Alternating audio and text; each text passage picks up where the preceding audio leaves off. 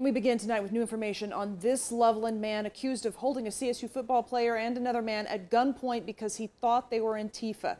Thank you for joining us this Saturday night. I'm JACLYN Allen. And I'm Jason Grenauer. That man, Scott Gudmundson, called police, but the tables turned when officers arrested him.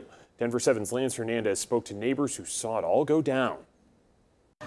Police cars stretched from one end of Don Court to the other Thursday night after a caller reported seeing a man with semi-automatic weapons holding two men wearing masks at gunpoint. A witness tells me she heard the gunman threaten to blow his head off. The fact that he did that, it doesn't surprise me because of the way he was acting. Angie Richardson says a neighbor came over earlier that day talking about Antifa running through the neighborhood and that he was going to track them down. When he was talking about the African American, he was 6'6" and 300 pounds and how scary he was, and my 15-year-old daughter is standing there looking at him like, you know I'm black. Police say the two victims were roofing repair salesmen going door to door, wearing masks because of COVID-19. One of them, a CSU football player. Police arrested the gunman, 65-year-old Scott Gudmundson, on 2 counts of felony menacing and 2 counts of false imprisonment. We went to Gudmundson's house. A family member told us